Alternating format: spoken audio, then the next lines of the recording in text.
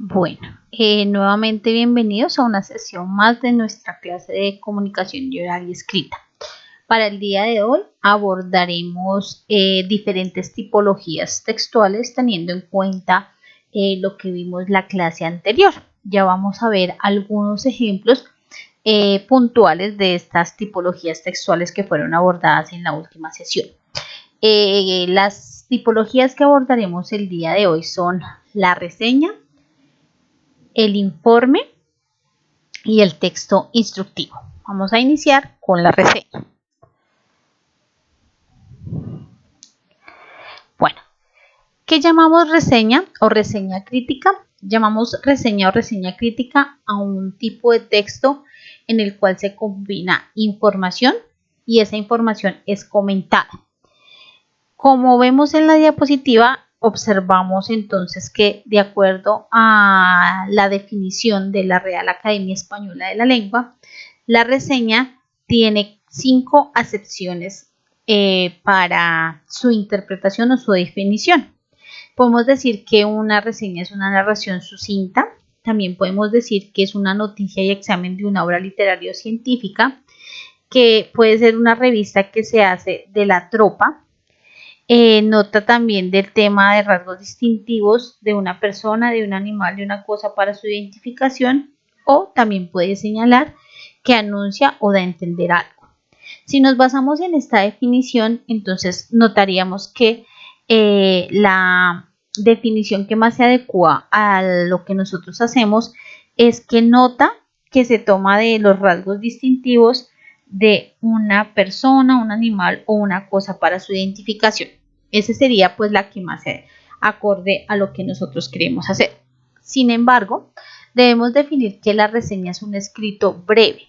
Por ser breve, de alguna manera, dentro de los géneros o tipologías que vimos la vez pasada, entonces se contempla como un texto expositivo argumentativo. ¿Por qué? Porque pues aunque es breve, lo que busca es informar, pero a la vez valora la obra o el producto cultural. Cuando nosotros estamos hablando de obras, hacemos referencias a, por ejemplo, libros literarios, ¿sí? O hacemos también referencia a cine, podemos hacer también referencia a películas, podemos hacer también referencia a obras teatrales. Cuando hablamos de un producto cultural, entonces estamos hablando de todas aquellas artes que podemos ver plásticas, por ejemplo, estatuas, cuadros, pinturas, exposiciones fotográficas, entre otras, y que se caracterizan fundamentalmente por describir ese objeto, esa obra, y al mismo tiempo emitir un juicio valorativo a favor o en contra, o quizás en algunos casos neutral sobre esa obra o ese producto cultural. ¿Qué caracteriza entonces a una reseña? Primero, una reseña utiliza un lenguaje entendible para cualquier lector y pertenece al género argumentativo. Sin embargo, pues cuando inicié la explicación dije que era un texto también expositivo. Entonces, digamos que esto es más del género argumentativo, pero también utiliza herramientas de un texto expositivo. Informa de manera breve, clara y completa acerca de los aspectos más relevantes de esa obra reseñada. Presenta una descripción y una valoración con argumentos. Contiene un análisis objetivo y serio de la información del producto reseñado. Contrasta la obra o producto cultural con otros con el fin de hacer una valoración crítica. Y estas características son muy importantes a la hora de nuestra planificación de un texto. ¿Por qué informamos de manera breve, clara y completa? Porque pues lo que necesitamos es destacar la obra o el producto.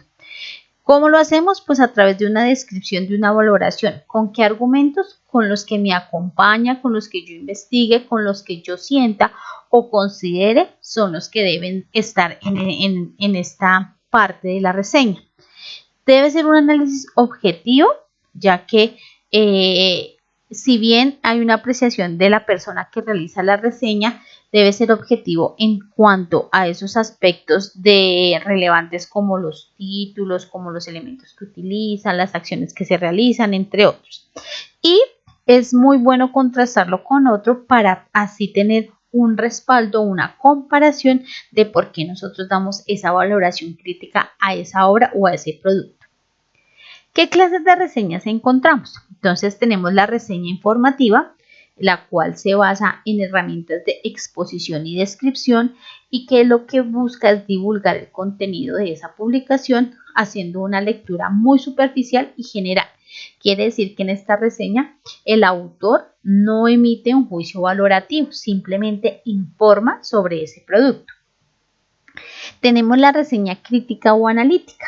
En esta sí se evalúa el contenido de la publicación, requiere una lectura más minuciosa y suele aparecer en publicaciones especializadas. Entonces, si estamos haciendo reseñas de películas cinematográficas, entonces estas publicaciones las voy a encontrar en revistas o en documentales especializados sobre cine.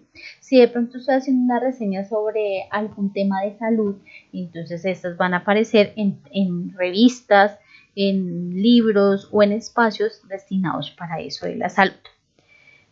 Y tenemos la reseña literaria.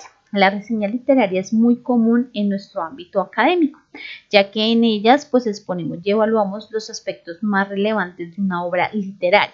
Quiere decir que el producto que vamos a valorar es un libro, ¿sí? Allí, pues por lo general lo que se busca es que expongamos dentro de esa reseña la corriente a la que pertenece el libro, el estilo literario que utilizó el autor, la época en la que fue realizada esa obra literaria, las técnicas narrativas que utilizó el autor, entre otros elementos que nosotros consideremos se deben destacar. Bueno, pero ¿qué partes tiene una reseña? Entonces, para hablar de una reseña, vamos a tomar un ejemplo de una reseña literaria. Entonces, lo primero es que va a tener un encabezamiento.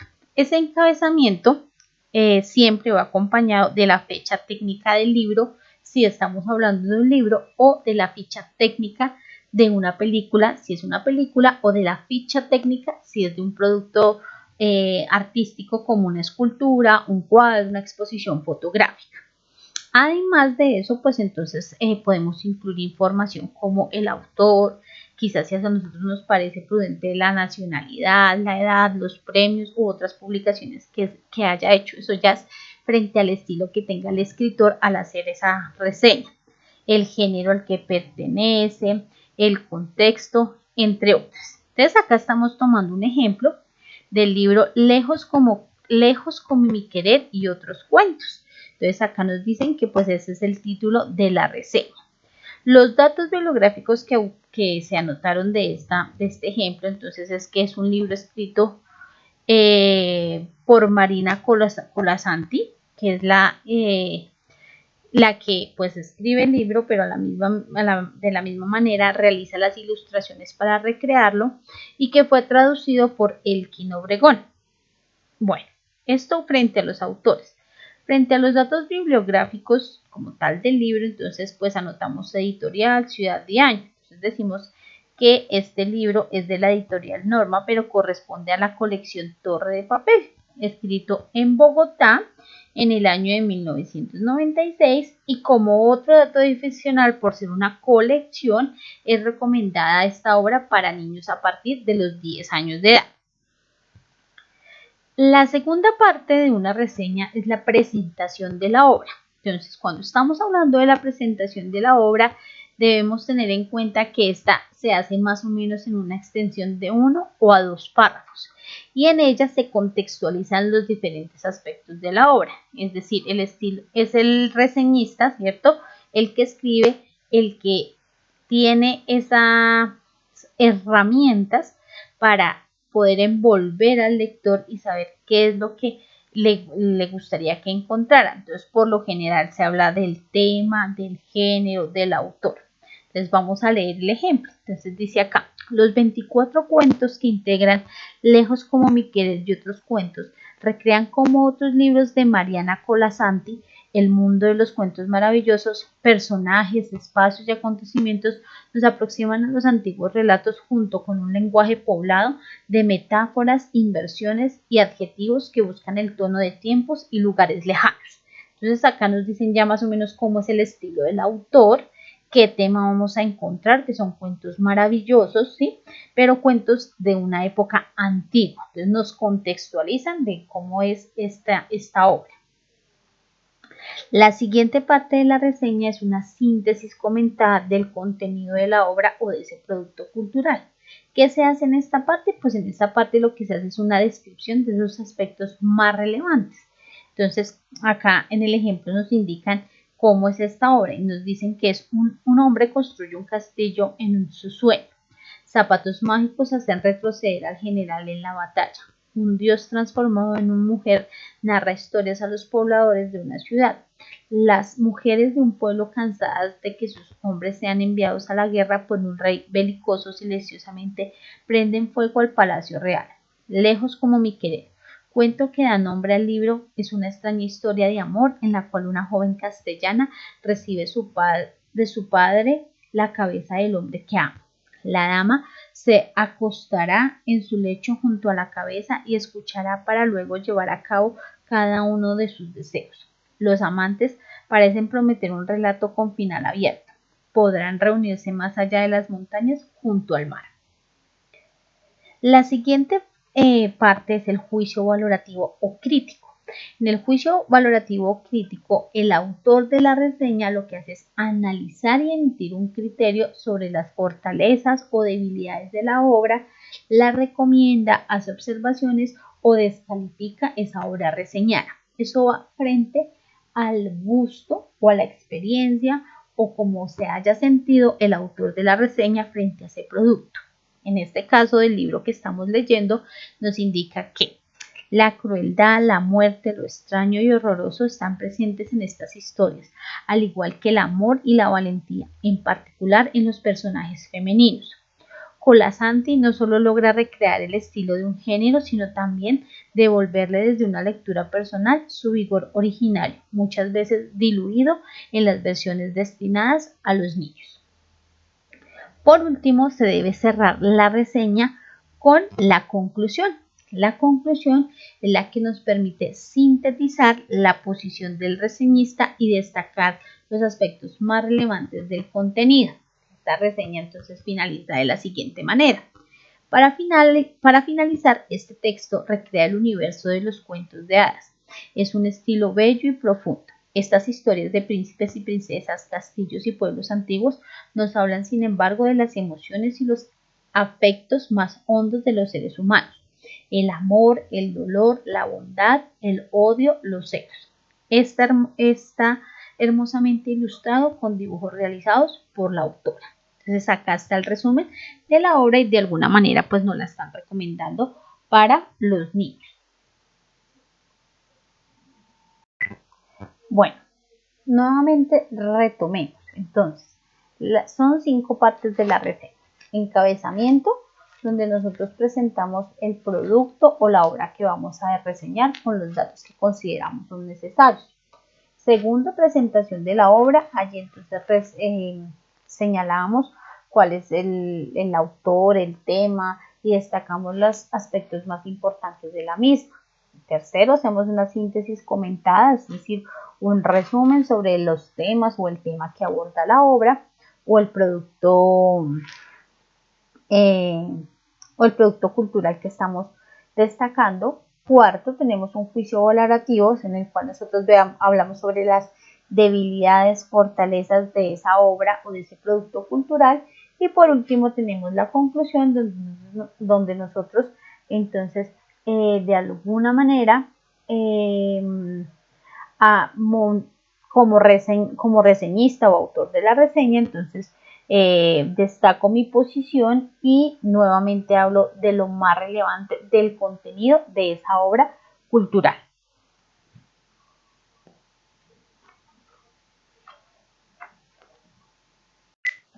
A continuación veremos un resumen o un video más explicativo sobre lo que es esta reseña literaria.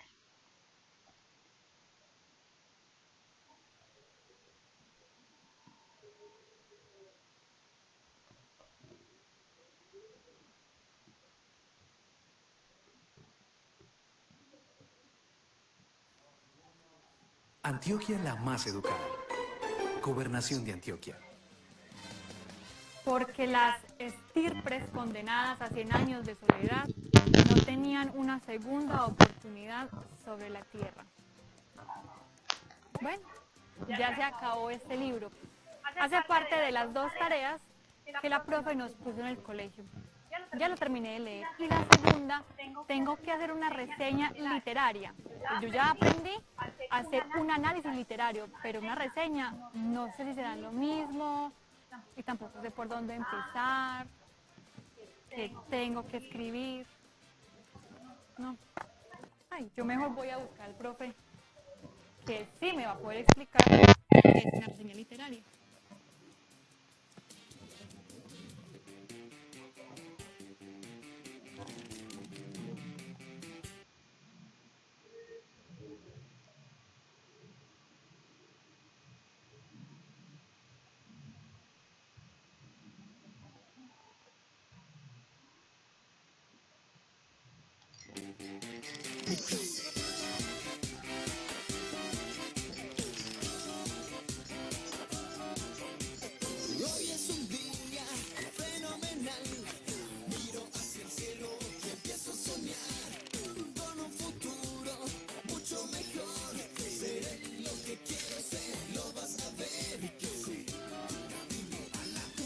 Profe, pues de Gabriel García Márquez, 100 años de soledad. Ya me lo leí completico, se lo recomiendo a todos nuestros televidentes. Claro que sí, Sara. Vea, una de las condiciones para ser colombiano es tener la cédula y haberse leído la obra.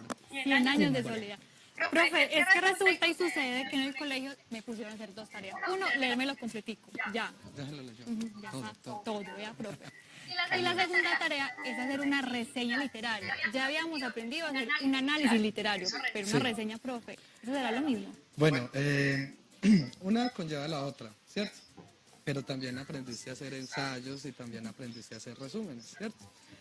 Resulta que una reseña es el resultado de esos procesos de escritura que usted ha tenido que haber realizado.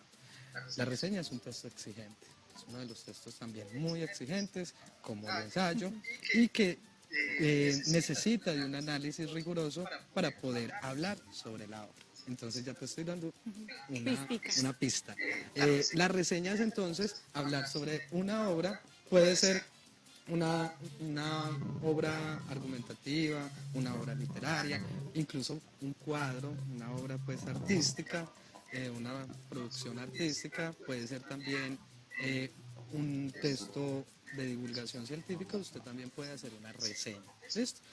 Reseñar es darle una señal, pero impregnado desde su propio estilo, desde su propia forma de escritura, para que se sepa que usted está dando una valoración a eso que está Es desde mi reseñando. punto de vista. Sí, no solamente vas a tener en cuenta la subjetividad, sino también la objetividad de la obra. Entonces, la diferencia entre una reseña y una reseña literaria, la reseña literaria que tiene que ver con este adjetivo literario, tiene que ver con lo gramático, lo retórico y lo poético. Vos sabés entonces que la obra literaria hace uso del lenguaje para poder tener esta obra como tal. Entonces, hace uso del lenguaje desde lo gramático, desde lo retórico, desde lo poético. Entonces, cuando vas a hacer una reseña literaria, tienes que tener en cuenta esos elementos. Bueno, profe, vamos a conocer también cómo se hace una reseña, pero en el cine. Vamos a ver si es lo mismo, si de pronto es diferente. Ahí le vamos a mostrar. Muy bien.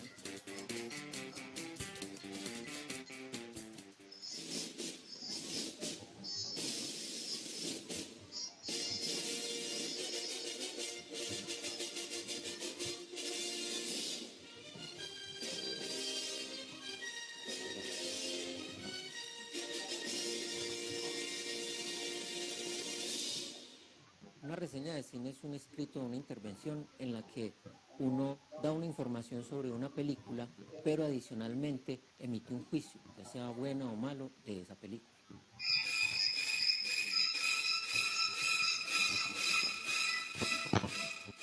Los aspectos que se deben de tener en cuenta para hacer una reseña es las características de la película, ubicarla en términos de género, de país, de sistema de producción. También es fundamental el director, y sobre todo si es un director importante, conocido y con una obra que referencie esa película a la que uno está hablando. Y por supuesto el tema y el contexto, de qué habla la película y en qué contexto y con qué otras cosas se relaciona en términos políticos, ideológicos, éticos, porque una película no solo es una historia, sino que habla de otra cantidad de cosas, habla de temas importantes, habla de personas, habla de sentimientos y de la misma obra del director. Ahí teníamos otra clase de reseña en el cine, profe. Más adelante vamos a ver detalles sobre esta reseña, que es muy importante hacer como esa diferencia, profe, entre la literaria y la de cine. Pues usted también se puede dar cuenta que se parecen mucho, la capacidad de síntesis, la descripción, la información, las características, pero hay aspectos que definitivamente los diferencian. Pero entonces ahorita te voy a dar esos... Después de corte vamos a aprender a hacer una reseña literaria, así que no se despeguen, pero sin antes hacerles una invitación muy, pero muy interesante, para que se conecten ya mismo con nuestras redes sociales. Estamos en Facebook como Mi Clase, Twitter e Instagram como @miclasetv. Ya regresamos.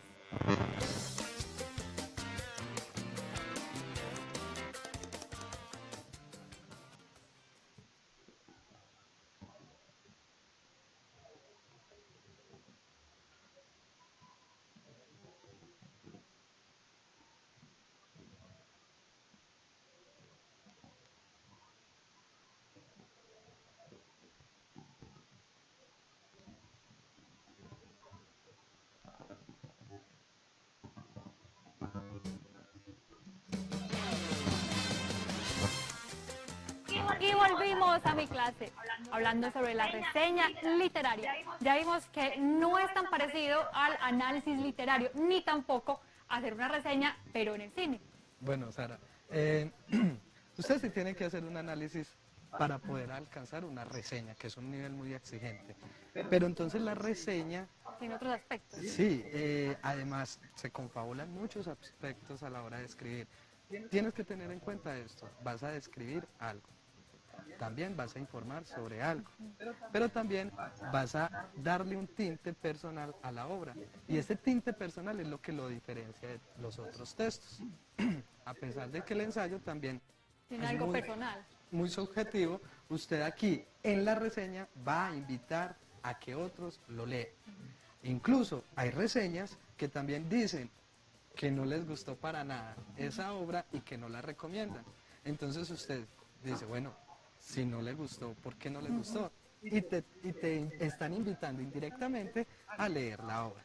La diferencia, como ahorita habíamos visto, entre una reseña literaria y una reseña cinematográfica es en el contenido, ¿cierto? En aspectos formales puede parecerse mucho, pero en aspectos de contenido no. Entonces, ¿usted de qué va a hablar de una obra cinematográfica? Sí, como también en la obra literaria, pero en la cinematográfica del sonido, de la imagen, de los efectos especiales, de todas estas cosas que tienen que ver más con el séptimo arte, ¿cierto que sí? Sí. Entonces, tendrías en cuenta eso, pero en la literaria no vas a tener en cuenta esos aspectos, sino lo que habíamos dicho ahorita, lo gramático, o sea, la forma, lo gramático, lo retórico y lo poético, que hacen referencia al lenguaje. ¿Listo? En cambio, el cine hace referencia a la imagen. ¿Listo? Entonces, mira, entre la estructura, ambas pueden tener una misma estructura, pero te voy a explicar la reseña literaria. Tiene un título. Ese título es muy importante. El título, los referentes. ¿Qué son referentes? ¿Te acuerdas alguna vez que yo te dije algo sobre bibliografía entonces el autor, la edición, ¿En qué año? el año, en qué número fue editado, cuántas páginas tiene, qué notas tiene por delante, qué tiene notas por detrás, ¿listo? Entonces, esos referentes son muy importantes a la hora de citarlo en la reseña. También está la entrada. Esa entrada quiere decir que es la ambientación del tema en cuestión. Vos vas a escoger un tema que te haya llamado mucho la atención de la obra y lo vas a tratar aquí en la entrada. Bueno, la obra puede tratar aspectos históricos, políticos, sociales, o la mujer como representación pues de este mundo en 100 años de soledad, la importancia de la mujer o la importancia de la familia. Entonces usted debe dejar claro aquí el tema que va a tratar. Eso se llama entrada. La descripción tiene que ver con, ya más que todo, con la reseña literaria en cuestión. Y es, ¿qué valor tiene esa reseña para la teoría literaria actual? Por eso usted va a hacer crítica también. Es una crítica que, ¿por qué es importante esa obra? ¿Por qué se sigue leyendo después de tantos años de haberse publicado? Entonces vas a tener en cuenta eso. Y por último, la conclusión. En esta conclusión vas a invitar al lector a que la lea o no. Y vas a tratar de convencer al lector de el por qué es importante Muy esta buenos obra. argumentos hay que Entonces, dar. una reseña literaria generalmente aparece en revistas, en grandes libros, y usted tiene que tener una fluidez en la forma de escribir, una habilidad para escribir para poder convencer. Mira que, por ejemplo, en las reseñas cinematográficas vemos también la puntuación de la película, ¿sí? Con estrellas, que si tiene 5 estrellas o 3 estrellas, entonces usted La calificación. es una calificación. Usted va a calificar esta obra. ¿Qué criterios vas a tener en cuenta a la hora de calificar Todos esta los que obra? vimos. ¿Listo? Entonces, vamos, por ejemplo, hay muchas reseñas literarias de García Márquez. Hay una obra que se llama El amor en los tiempos del cólera. Y también hay una película. Entonces me gustaría que primero se leyera la obra, buscara reseñas sobre la obra literaria y después vieras la obra en cine. ¿Qué vas a hacer? ¿Qué vas a hacer ahí? Las dos obras son producciones excelentes. Pero tenemos los dos Tanto la criterios. literaria como la cinematográfica. Usted puede invitar a leer la obra o puede invitar a ver la obra. Pero es muy interesante O si que no le primero... gusta, o si no le gusta las dos, o si no le gusta la de cine y tampoco le gusta la literaria. Y vas a decir, o vas a criticar una de las dos. Te invito a leer la obra y no la cinematográfica porque pierde valor. O te invito a leer a ver la cinematográfica y no perder el tiempo como Sí. muchos dicen, pero leer es muy bueno. Y también es muy divertido y también se aprende mucho. Es momento de hacer una nueva pausa, pero obviamente no se despeguen porque vamos a volver para que aprendan mucho más de la reseña literaria. Esta es mi clase.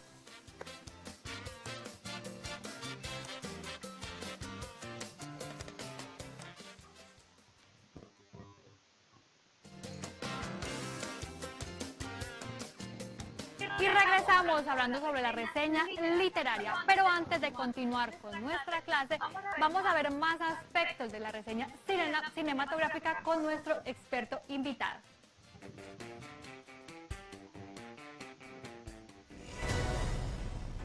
Since the dark days, our great nation has known only peace.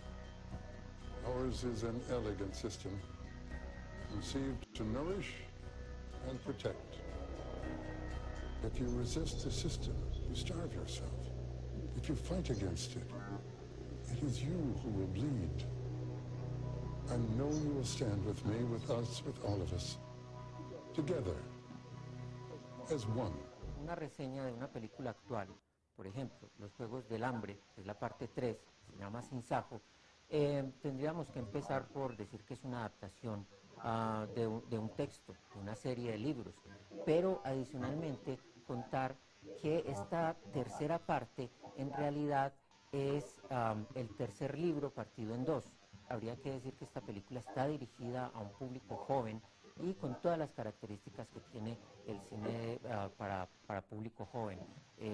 Historia de amor, ojalá triángulo amoroso, mucha acción, efectos especiales, pero específicamente de esta película y de esta saga se puede decir que tiene un elemento adicional que generalmente no habían tenido las películas para jóvenes en otros tiempos, y es la violencia. Bueno, profe, ahí estábamos viendo más aspectos sobre esta reseña cinematográfica. Ahora sí, quiero que usted me ayude, profe, a hacer como un plan para poder realizar la reseña sobre el libro 100 años de soledad. Listo, Sara. Entonces vamos a tener en cuenta ese plan, teniendo también en cuenta lo que había dicho el compañero en la nota. Las reseñas, en una reseña cinematográfica es actual, ¿ves? Pero las obras literarias pueden actualizarse.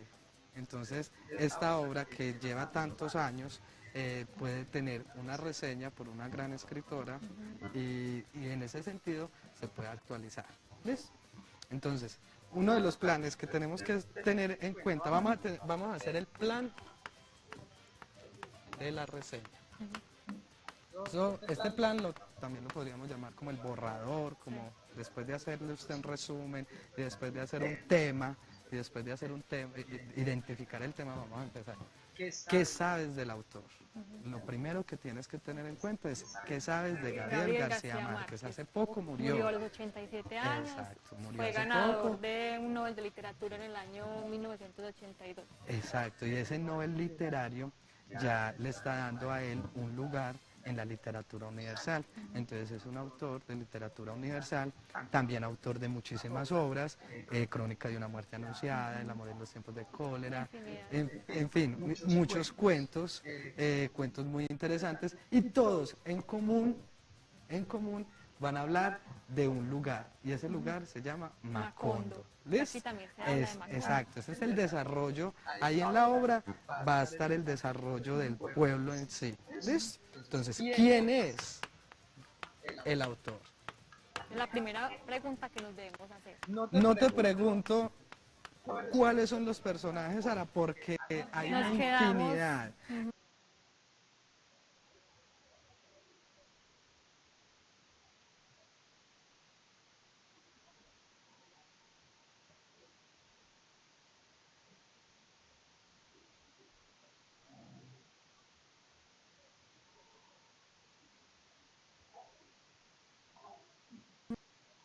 Además, como usted terminó de leer el libro, La estirpe condenada a 100 años de soledad, algo así termina la obra, Sí. ¿cierto?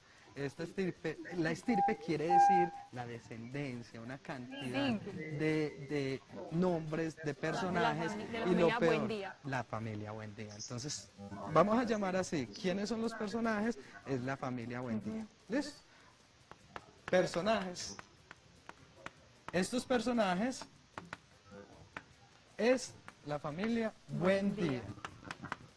Principal, Úrsula Iguarán, porque por eso se llama 100 años de soledad, porque ella dura hasta los 100 y algo de años viendo la transformación de su familia.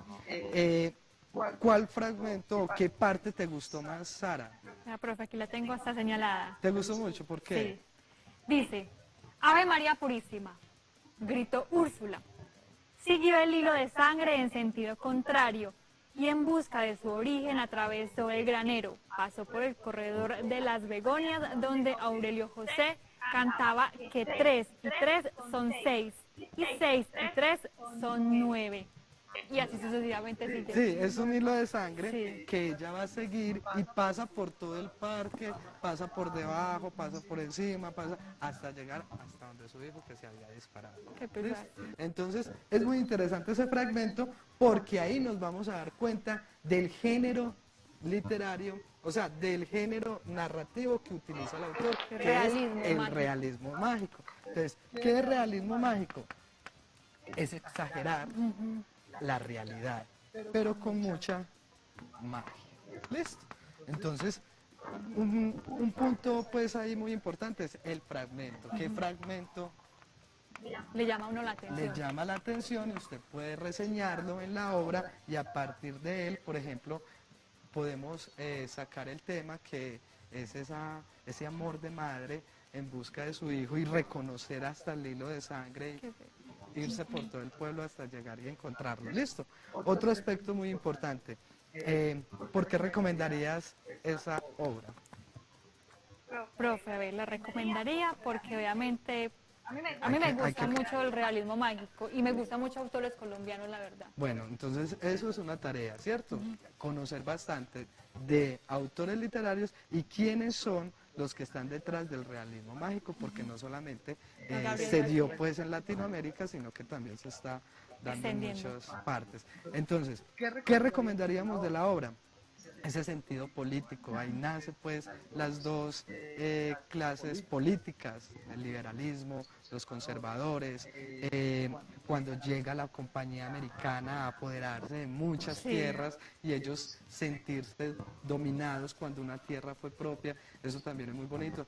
La magia en la mujer, a mí me gusta mucho ese aspecto, Sara, podrías hablar de eso en tu reseña literaria.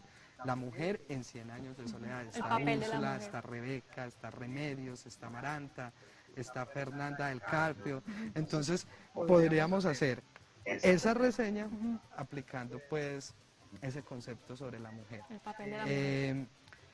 Debes hacer un plan de reseña, puedes aplicar esa estructura que ahorita nosotros habíamos dicho, título, nombre del autor, número de páginas, así esquemáticamente, y después empezar a hablar sobre la reseña. Y ya empezar a extenderme.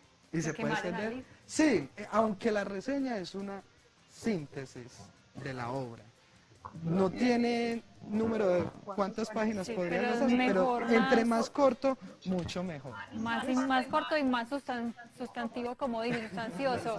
Como dice. Bueno, profe, es momento de despedirnos. Gracias por habernos acompañado una vez más. Les recomendamos para que se lean este libro, 100 años de soledad, y si usted le pusieron en el colegio pues una reseña histórica, ya está, perdón, reseña literaria, ya sabe cómo hacerla. Nos despedimos. Chao.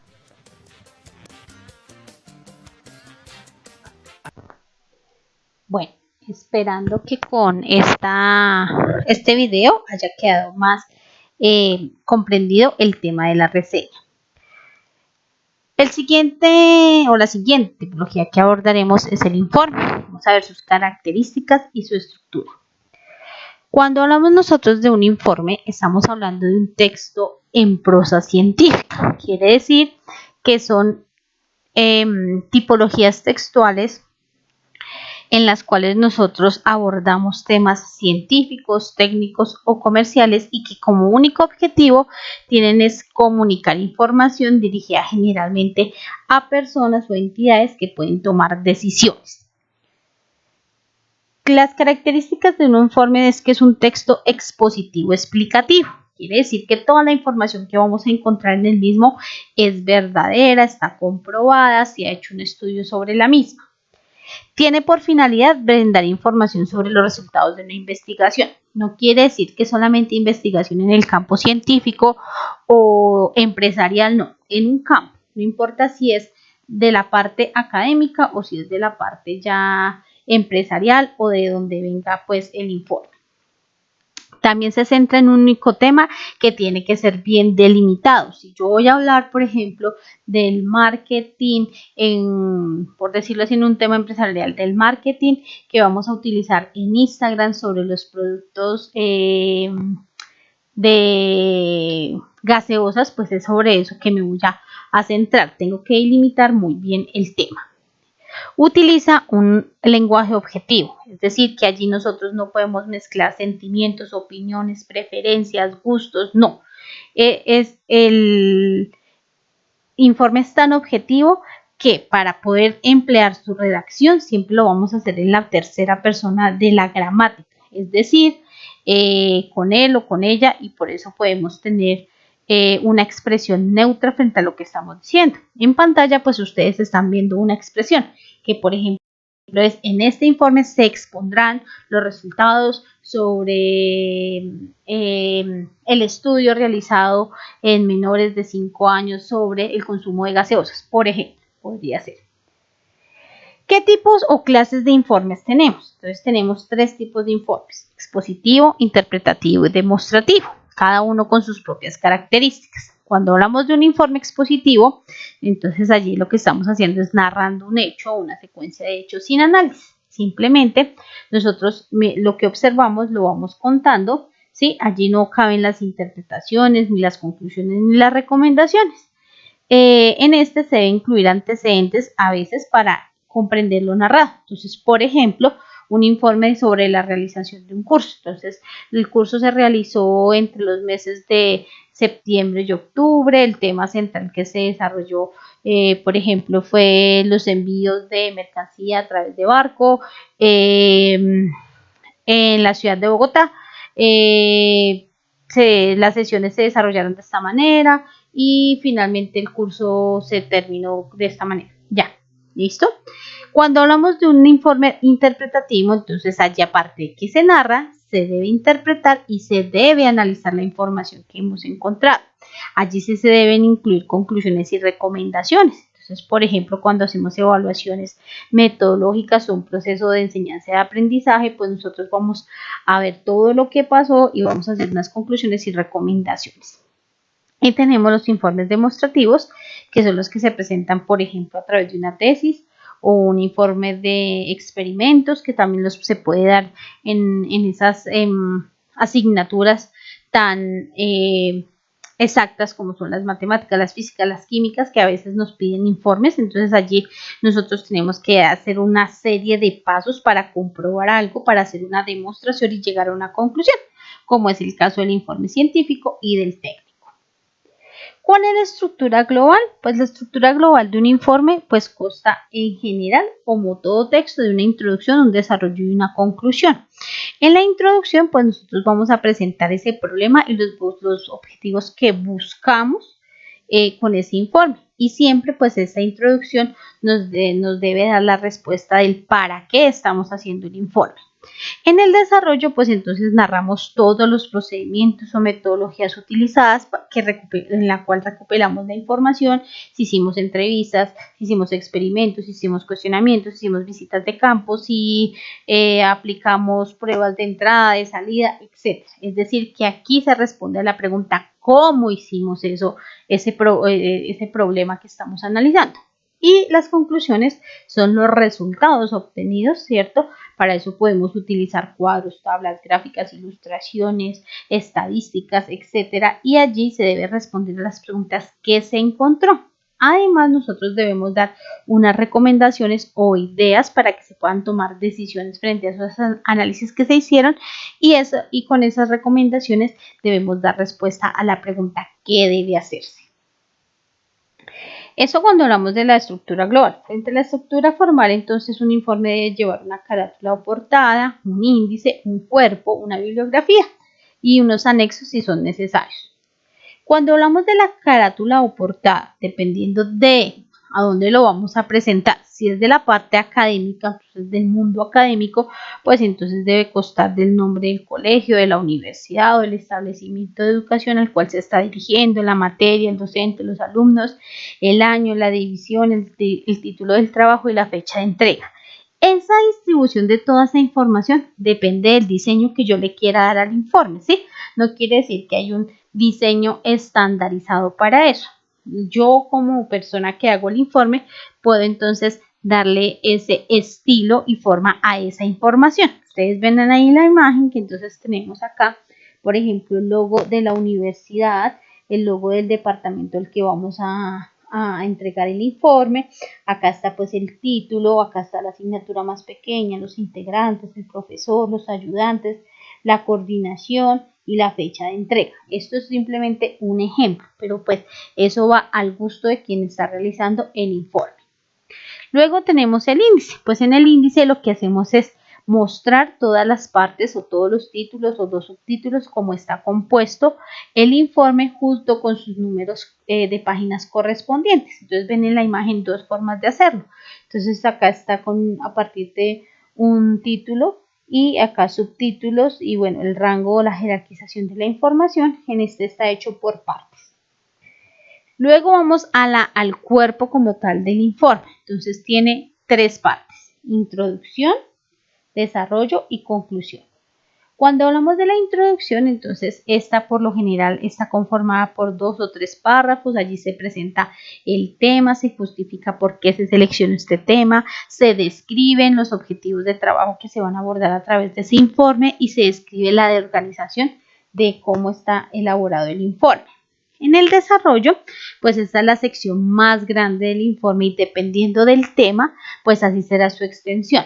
Pues lo que se busca en el desarrollo es que se expongan los conceptos y las ideas de una forma ordenada, que se pueda encontrar una coordinación, una triangulación de los temas y subtemas si es que da el caso, ¿sí? Y que se puedan agrupar toda esa información en correctos párrafos elaborados, con subtítulos, con subtemas, bueno, de acuerdo a lo que nosotros vayamos desarrollando. Además de todo esto, entonces podemos también valernos de elementos paratextuales como son las ilustraciones, las fotos, las imágenes, los esquemas, los gráficos, los cuadros, que aportan información extra y que hacen más claro para el lector la información que se aplique allí. Por último, entonces tenemos la conclusión y entonces la conclusión es donde nosotros cerramos ese tema. Pueden ser 2 o 3 párrafos o más si así lo ameritan de acuerdo a la extensión del tema que se desarrolló. Lo general es que nosotros retomemos las ideas más importantes que desarrollamos dentro del informe y hagamos una valoración o una recomendación sobre lo que allí se trató. En la imagen pues están viendo diferentes conectores que podemos utilizar para poder finalizar ese informe. Por último, tenemos la bibliografía. La bibliografía son los textos utilizados en orden alfabético de los autores a los cuales acudimos para pues respaldar nuestra argumentación dentro del informe, ¿sí? Y pues la presentación depende pues de la forma como nos la indique el ente o la entidad o el colegio o la universidad a la cual nos vamos a presentar el informe. Puede ser APA, ICONTEC, etcétera, las que vimos cuando abordamos lo que eran normas de presentación de trabajos. Tenemos acá un ejemplo. Antes de empezar con el ejemplo, pues allá decía que anexos. Entonces, dependiendo de la extensión del informe y de la forma como lo estamos haciendo, pues se pueden hacer también los anexos. Este es un ejemplo y es una adaptación del informe de Encuesta Nacional de Calidad de Vida del 2010 hecho por el DANE. Lo vamos a leer, pero simplemente es una adaptación. El informe es muy, muy, muy largo para quien quisiera ir a consultarlo. Entonces dice, desde 1997 el DANE implementa la Encuesta Nacional de Calidad de Vida con el objetivo de obtener información básica para la medición de las condiciones de vida de los colombianos y la obtención de indicadores de pobreza y desigualdad. Igualmente, sus resultados son utilizados para realizar el diseño, seguimiento y evaluación de las políticas públicas en el país. En este boletín, el DANE dará a conocer los principales resultados correspondientes al año 2010. Personas por hogar. Total nacional. El tamaño promedio de las personas por hogar en 2010 fue del 3.7, igual al registrado en el año 2008. En la cabecera, el promedio de personas por hogar fue del 3.6, mientras que en el resto del promedio fue 4.0. Regiones. Las regiones con menor promedio son Bogotá y San Andrés, con un promedio de 3.4 y 3.3 personas por hogar, mientras que la región Atlántica y Pacífica presentaron los promedios más altos, con 4.2 y 3.8 personas por hogar, respectivamente. Cobertura de servicios públicos, privados o comunales. Total nacional. En el servicio de energía eléctrica se presentó un aumento de la cobertura a nivel nacional del 0.5 puntos porcentuales en los 2 años. Ese incremento se produjo de manera fundamental en el resto, en donde la cobertura pasó de 89.4% en 2008 al 90.7% en 2010. El gas natural pasó del 4.74 en 2008 a 52.4 en 2010. En la cabecera, el incremento observado fue de 5.5 puntos porcentuales respecto al 2008 y representó una cobertura para el servicio del 65.3% de los hogares, mientras que en el resto el incremento alcanzó el 1.7 puntos porcentuales, representando una cobertura del 5.1% de los hogares. La cobertura de acuerdo presentó en el total del país un incremento. En el año 2010, el 87.6% de los hogares colombianos contaba con este servicio, siendo 0,9 puntos porcentuales mayor a la registrada en 2008.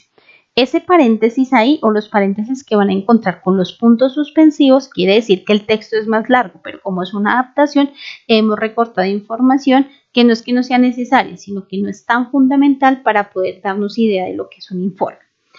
El servicio del alcantarillado en el 2010 alcanzó el 75.3% de los hogares del país, lo que presentó un incremento del 1.4 puntos porcentuales respecto a la cobertura registrada en 2008, cuando el servicio cubría el 73.9% de los hogares. En la cabecera, este servicio cubría el 91.8% de los hogares, mientras que en el resto la cobertura fue más baja, del 15.1% en 2010.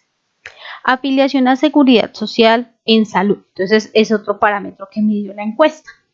Total nacional en el 2010, el 88.7% de la población colombiana se encontraba afiliada al Sistema General de Seguridad Social en salud, lo que representó un incremento del 2.7 puntos porcentuales con respecto a la afiliación reportada en la encuesta de calidad de vida del 2008, el 86.0%. En la cabecera se presentó un incremento del 2.3 puntos porcentuales al pasar del 86.5 en el año 2008 al 8.8 en el año 2010. En el resto se observó un aumento de 3.9 puntos porcentuales, 84.6% para el año 2008 y 88.5% para el año 2010. Por regímenes de afiliación en el año 2008, el 48.5% de la población era cubierta por el régimen contributivo y el 51.1% por el subsidiado. En el año 2010, el régimen contributivo registró una afiliación del 47.5%, presentando una disminución de 1.0 punto porcentual con respecto al 2008. Por el contrario, el régimen subsidiado registró un 52.0% de afiliación, presentando un incremento del 0.9 puntos porcentuales con respecto a 2008. El mayor incremento del régimen subsidiado se presentó en las cabeceras, al pasar del 41.3% en 2008 al 42.5% en 2010. Regiones. El mayor incremento de la cobertura en el sistema social en salud se registró en la región pacífica, en donde el porcentaje de afiliación alcanzó el 89.9%, 6.8 puntos por encima del registrado en el 2008. El Valle presentó la menor cobertura de asistencia, el 84.1% de la población, según la encuesta de calidad de vida del 2010. Bueno, aquí sigue la tasa de analfabetismo, entonces ustedes pueden analizar ahí también los otros puntos porcentuales, el promedio de años de educación de las personas en 5 años y más, y finaliza pues ahí el ejemplo con la percepción de pobreza que hay dentro del informe. Entonces, como ustedes podrán ver, este informe es un informe muy estadístico. Para poderlo entender, tendríamos nosotros que pues manejar mucho más los números, ¿sí? Pero de alguna manera nos dicen cómo ha sido, cómo fue en ese entonces en la calidad de vida en nuestro país. Y pasamos a nuestro último texto que vamos a ver el día de hoy, que es el texto instructivo. Cuando nosotros hablamos de un texto instructivo, estamos hablando de un texto que nos brinda una secuencia de indicaciones que tiene como finalidad que nosotros desarrollemos o ejecutemos una actividad para lograr un objetivo. Por eso, un texto instructivo siempre debe ser muy preciso y muy concreto frente a lo que se está redactando o a la instrucción que se está dando. Como pueden ver entonces en la imagen, está cómo lavarse bien las manos con agua y jabón. Para eso debemos llevar 4 pasos en el caso de esta imagen y son precisos y corticos. Entonces, nos dicen que en primera instancia nos mojemos las manos, que en segunda instancia entonces apliquemos el jabón y hagamos ciertos movimientos, tanto en la mano, en la palma, en los dedos. En el cuarto entonces que nos enjuaguemos las manos y en el tercero y en el cuarto pues cómo debemos secarnos las mismas. Algo muy preciso. ¿Qué características entonces encontramos a la hora de realizar textos instructivos, cierto? Y que son en este caso de las carreras que ustedes están desarrollando muy pertinentes. Entonces, lo primero, es que vamos a hacer una exposición breve y ordenada de lo que nosotros queremos realizar. Entonces, acá tenemos, por ejemplo, que vamos a realizar tortillas de papa a la española. Entonces, Lo breve es que estamos diciendo para cuántas personas son, los ingredientes que necesitamos y las instrucciones o los pasos que debemos realizar para poder llevar a cabo pues este platillo. Como segunda característica, entonces debemos emplear el modo imperativo, es decir, cómo nosotros no es dar órdenes, sino cómo precisamos la orden o el paso que vamos a dar. Por ejemplo, en esta misma de la tortilla, pele, pique, póngalas, sazónelas, retírelas, bata, añada, revuelva, caliente, desprenda, agregue, coloque, vierta, cuaje. Entonces, si se dan cuenta, son todos los verbos precisos en imperativo, no dando una orden, sino siendo claros con la actividad o con la ejecución del paso que se debe hacer para lograr llegar a su finalidad, la tortilla de papa.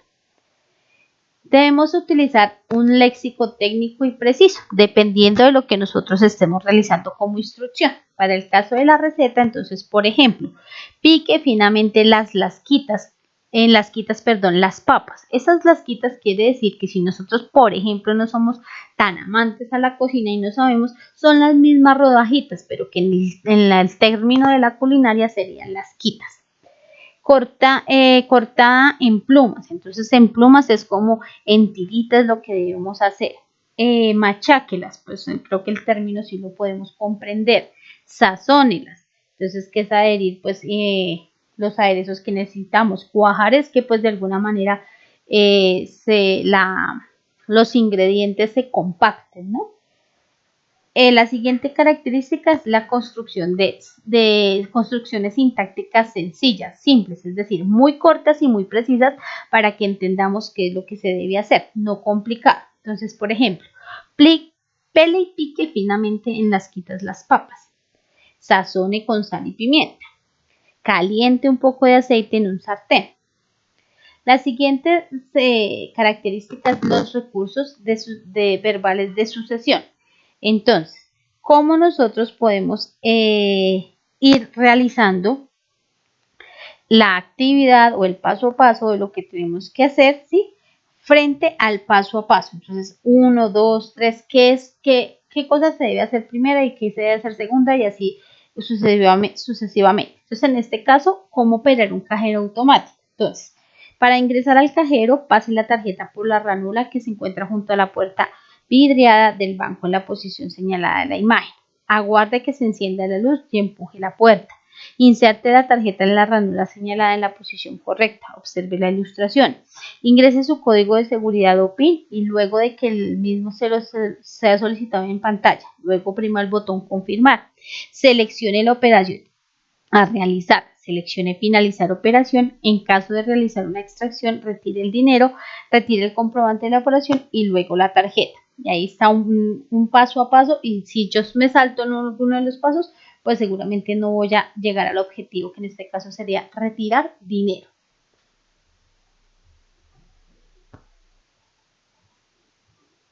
Entonces acá estamos señalando pues cuáles son esos recursos.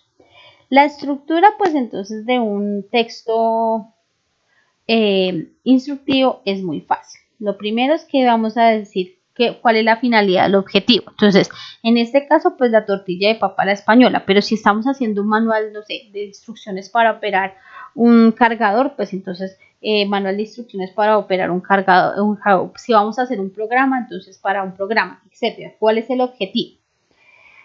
Segundo, los materiales o ingredientes que vamos a necesitar para poder llegar a ese objetivo, ¿cierto? Y por último, las etapas en las cuales vamos a realizar ese objetivo. También debemos tener en cuenta que debemos tener claras cuáles son las acciones que vamos a realizar para poder cumplir esa finalidad u objetivo. Las fotografías, entonces, son elementos que nos van a nosotros permitir entender un poco más la instrucción. Entonces, cuando nosotros realizamos esos textos instructivos y nos valemos de fotografías, nosotros vamos a poder entender un poco más lo que queremos realizar.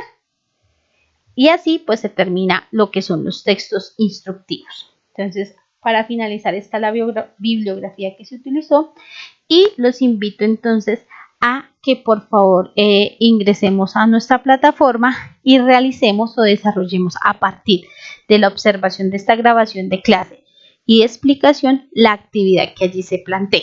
Agradezco mucho su atención y cualquier inquietud no olviden comunicármela a través del correo institucional. Muchas gracias por su atención.